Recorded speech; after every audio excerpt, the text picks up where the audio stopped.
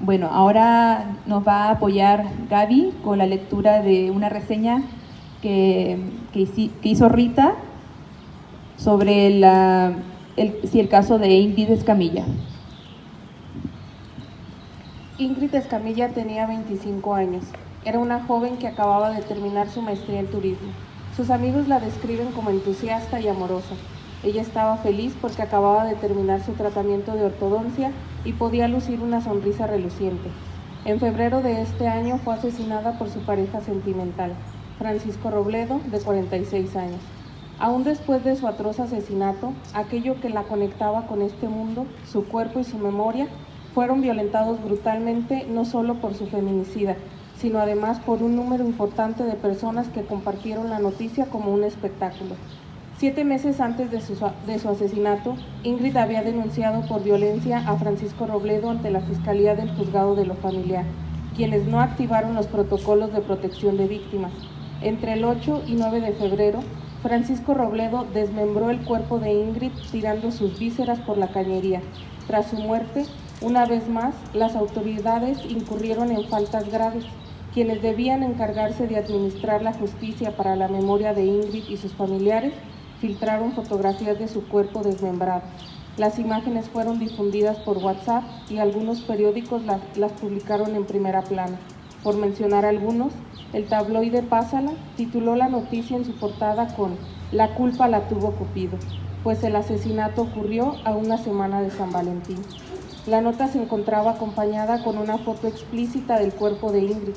El diario La Prensa de México tituló "Descarnada", en referencia al cuerpo hallado, y acompañó la portada con las mismas fotografías que la policía filtró.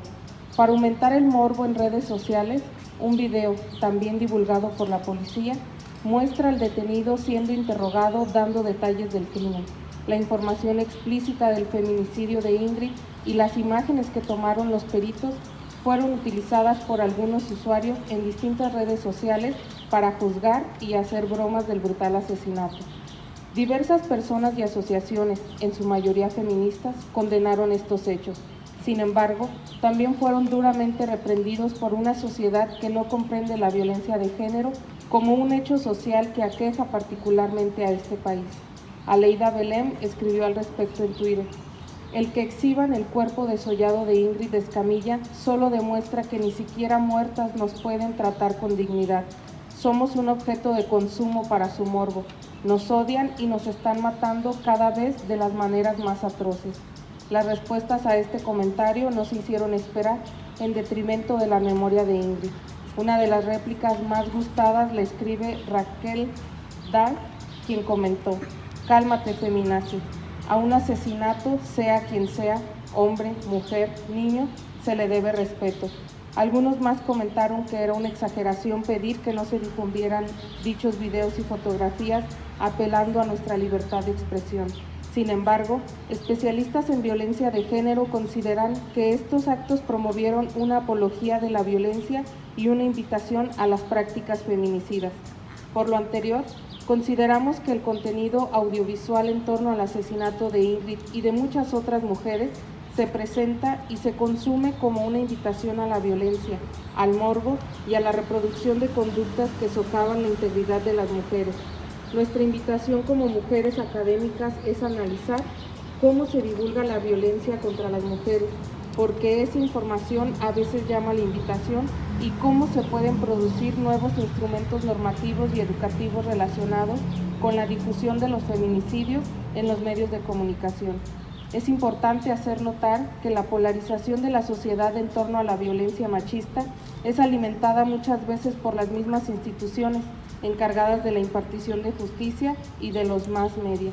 Proponemos estar alertas para denunciar al espectáculo de la violencia y buscar la difusión de contenidos que permitan educar de manera ágil y didáctica sobre la perspectiva de género, que se comprenda que si bien el índice de hombres asesinados es más alto, los móviles de estos homicidios no se originan por su condición de género.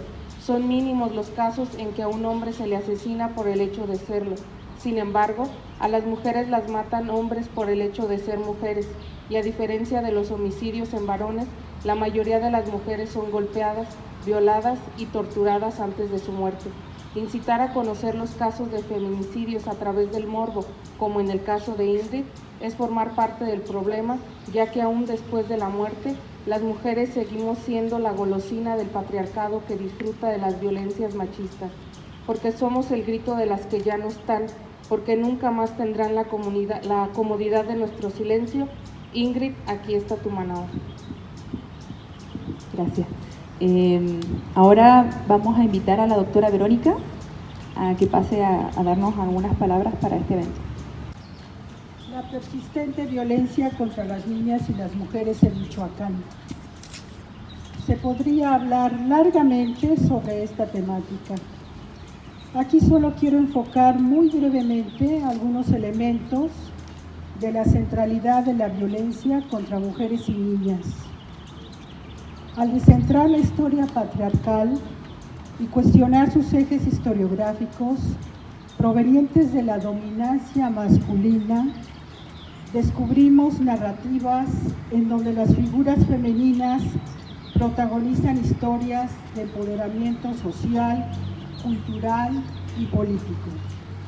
Aunque en contraste, también sufren y se ven enfrentadas a situaciones convulsas de violencia y muerte. Sus vidas terminan por ser ignoradas y por ser objeto de estigmatización y ocultamiento al pretender involucrarse en asuntos de hombres. Esto es muestra de que las mujeres han tenido que luchar a contracorriente para reivindicar sus propios derechos, hacerse de una ciudadanía más activa y finalmente alcanzar condiciones de paz permanente. Históricamente, las mujeres en Michoacán han tenido un trato asimétrico que redunda en la restricción de sus libertades y en el ejercicio de sus derechos. En el ámbito público, mujeres económicamente activas en Michoacán sufren discriminación laboral relacionada con menores oportunidades de trabajo, promociones y prestaciones. Y por supuesto, violencia laboral con agresiones físicas, psicológicas, humillaciones, vejaciones, acoso sexual por parte de sus empleadores y patrones o por sus propios compañeros de trabajo. No dejamos de lado la violencia en otros espacios públicos, como son las instituciones educativas, y ejercida contra las niñas y mujeres por personal docente y administrativo, así como por directores y autoridades de distintos niveles y por sus propios compañeros de estudio.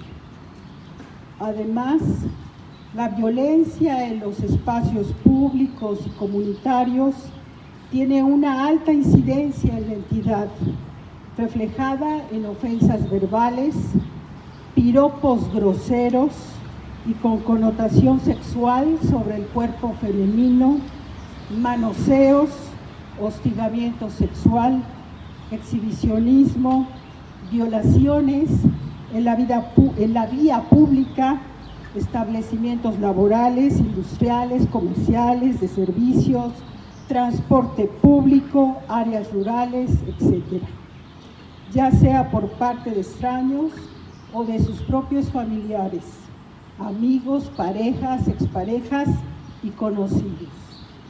El sometimiento de las mujeres para obligarlas a ejercer la prostitución, así como el secuestro y la trata de mujeres y niñas, son delitos graves de los cuales no se conoce en detalle su magnitud y alcance en Michoacán.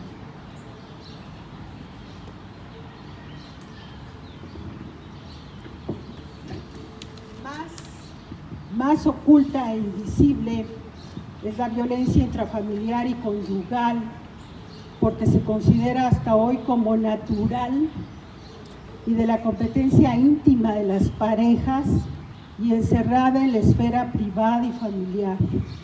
Y por tanto, los agentes públicos generalmente no se involucran en su atención. Empero, esta situación de agresividad continuada contra las mujeres, que repercute también directamente en sus hijos e hijas, conlleva violencia física, emocional, económica y sexual. Por si todo ello fuera poco, la delincuencia organizada, coludida con autoridades de distintos niveles, utiliza la violencia en contra de las mujeres y niñas para infundir terror en las comunidades. En resumidas cuentas, en el caso michoacano, no hay a la fecha políticas efectivas para el fomento de condiciones de igualdad sustantiva ni para prevenir y castigar la violencia de género. Todas las estimaciones indican que la violencia contra las mujeres se encuentra arraigada en la sociedad michoacana y es un fenómeno que se ha normalizado y por ende invisibilizado, y resulta indicativo de que es permisible socialmente y del disminuido valor que familiar y socialmente se les otorga a sus vidas, y de que la cultura de odio y de iniquidad se filtra en todos los ámbitos en contra de las mujeres. Y por ende se mantiene una situación grave de impunidad contra los indignantes y cotidianos casos de feminicidio.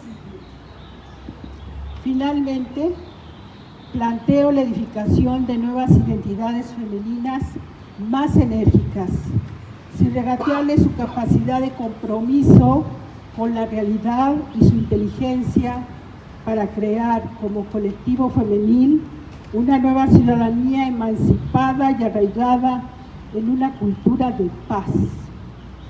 En este mes de marzo de 2020, hago votos frente a todas y todos ustedes, porque desde la academia nos involucremos cada vez más en la prefiguración de una sociedad con equidad para las mujeres en una perspectiva igualitaria, libre de violencia, incluyente y creativa.